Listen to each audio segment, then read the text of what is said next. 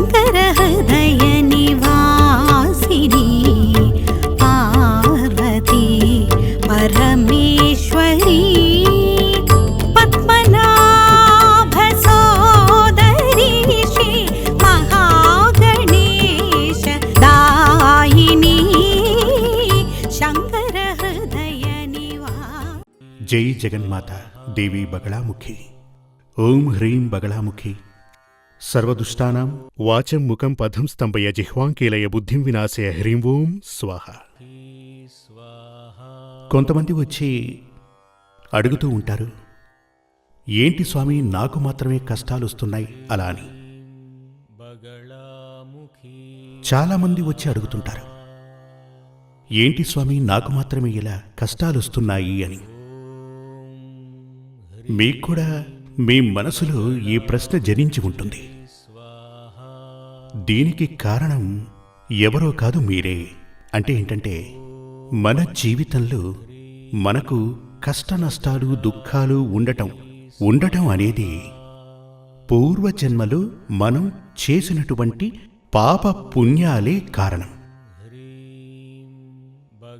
ఎవరైతే తమ జీవితంలో అధికంగా కష్టాలు అనుభవిస్తున్నారో వారు పోయిన జన్మలో అధిక పాపాలు చేసిన వారని అర్థం. ఎవరి జీవితమైతే సదా సంతోషంగానూ సుభిక్షంగానూ ఉంటుందో వారు పూర్వజన్మలో అధిక పుణ్యాలు చేసిన వారని అర్థం. ఇప్పుడు మీకొక సందేహం రావచ్చు, గత జన్మలో పుణ్యం చేసిన వారు స్వర్గంలోనూ పాపం చేసిన వారు నరకానికి పోవడమేంటి అలా అని. ఈ మాట హిందూ మతం కాకుండా మిగిలిన మతాలు చెప్పినది. హిందూ మతంలో వీటన్నింటికంటే పైన మరో విషయం చెప్పటం జరిగింది, పునర్జన్మం. మన జీవితాన్ని మనం అనుభవిస్తున్నప్పుడు పుణ్యాలు అధికంగా చేస్తే మరణానంతరం మన యొక్క ఆత్మ శరీరాన్ని విడిచి స్వర్గానికి చేరుతుంది. స్వర్గానికి వెళ్ళిన ఏ ఆత్మైనా కొంతకాలం వరకే స్వర్గంలో నివసిస్తుంది. అటుపై ఆ ఆత్మ ఈ భూమిపైన పునర్జన్మ ఎత్తి తీరాలి. స్వర్గం నుంచి వచ్చి పునర్జన్మ పొందినటువంటి ఆత్మకు సుభిక్షమైన జీవితం లభిస్తుంది.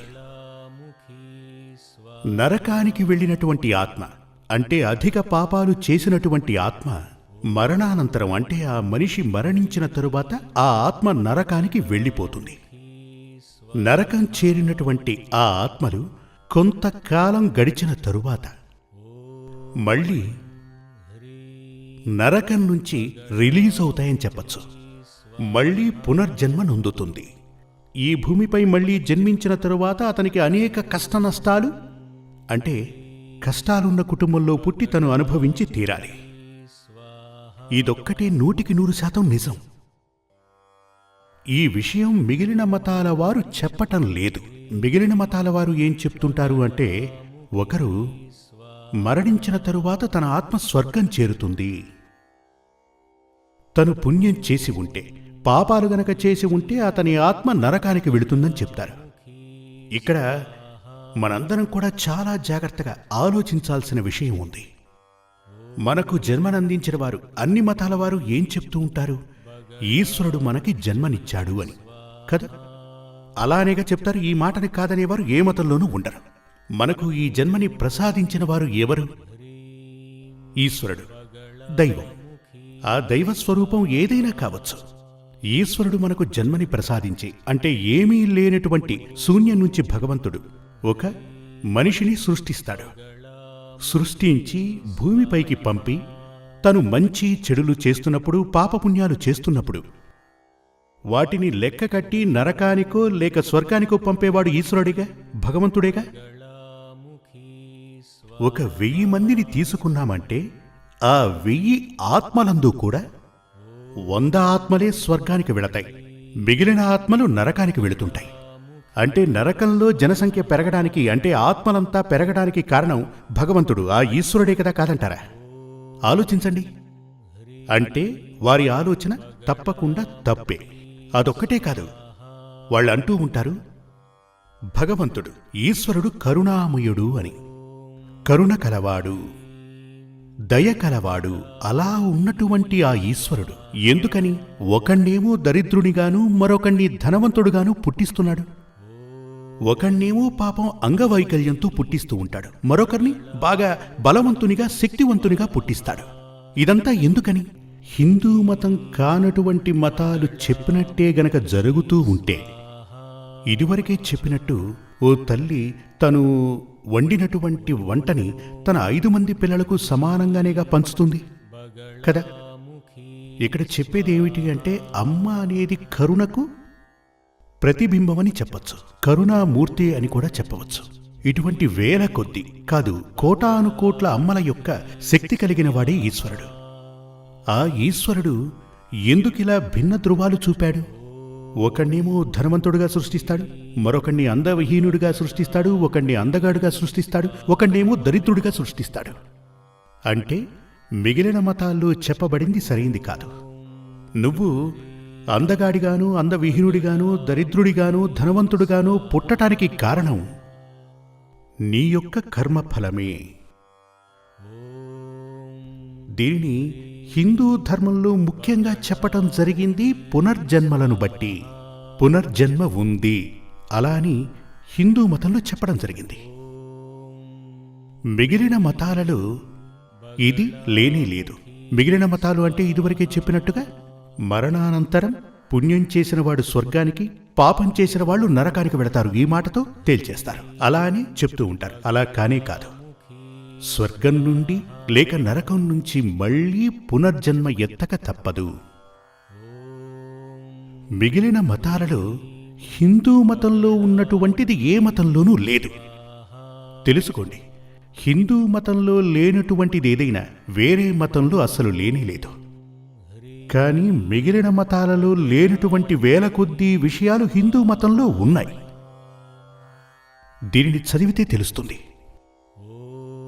ఇప్పుడు ఈ పునర్జన్మ అని చెబుతున్నటువంటిది 100% నిజం.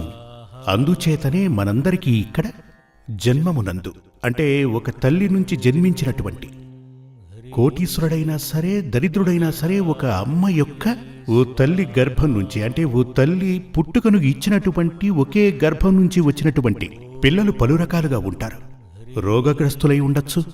వారి వారి జీవితం, లైఫ్ స్టైల్ ఏదైనా సరే రకరకాలుగా ఉండటానికి కారణం వారి యొక్క కర్మఫలాలే.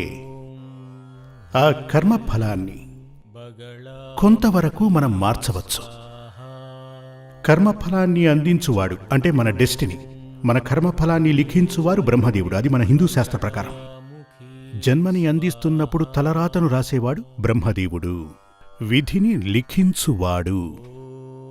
కానీ ఇదివరకే చెప్పినట్టుగా హైకోర్టు ఇచ్చిన తీర్పుని మార్చిరాయగల శక్తి సుప్రీంకోర్టుకి ఉంటుందని ఇదివరకు నేను చెప్పినట్టుగా, బ్రహ్మ రాసినటువంటి ఆ శిరో లిఖితాన్ని తలరాతని మార్చి రాయగల శక్తి ఆ పైనున్నటువంటి వ్యక్తికి ఉంది, ఆ శక్తికి ఉంది. ఆవిడే సాక్షాత్తు పరాశక్తి రూపమైనటువంటి తల్లి ఆదిపరాశక్తి.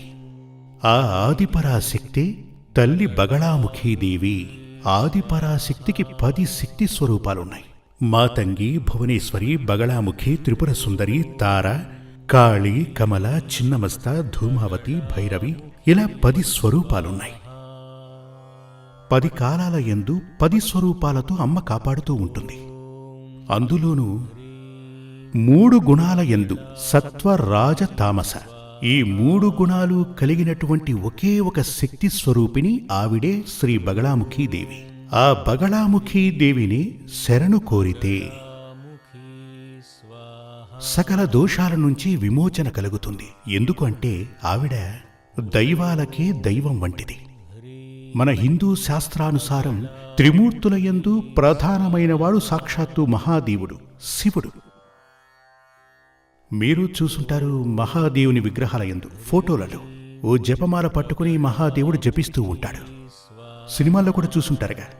ఆ మంత్రం ఏమిటంటే ఓం హ్రీం బగళాముఖి స్వాహ. మహాదేవుడు జపిస్తున్నటువంటి నవాక్షరి మంత్రమది.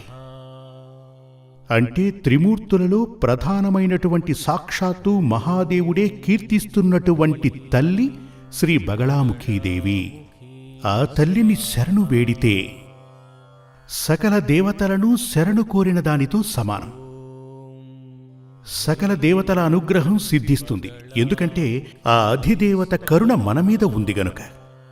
అందుచేత హిందూ వేదశాస్త్రానుసారం సకల దేవతలకు అధిదేవత ఎవరంటే ఆదిపరాశక్తి. ఆ ఆదిపరాశక్తి బగళాముఖీ దేవి. నవగ్రహాలను చేతబూని బంతాట ఆడగలదు ఈ తల్లి.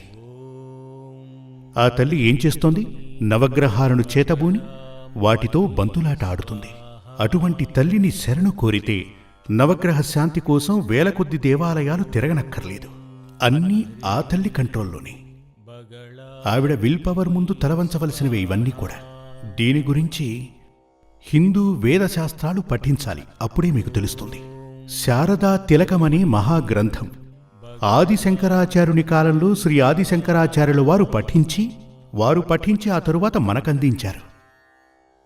అద్వైత సిద్ధాంతం అందరూ ఒక్కటే. ఇది అందులోంచే స్వీకరించబడింది. అన్నీ కూడా వివరంగా చెప్పాలంటే, ఒక దీపంలో 5 ఒత్తులు పెట్టామని అనుకోండి. దీపపు చెమ్ము ఉంటుందిగా, ఆ చెమ్మెలో 5 ఒత్తులు ఏర్పాటు చేశాం.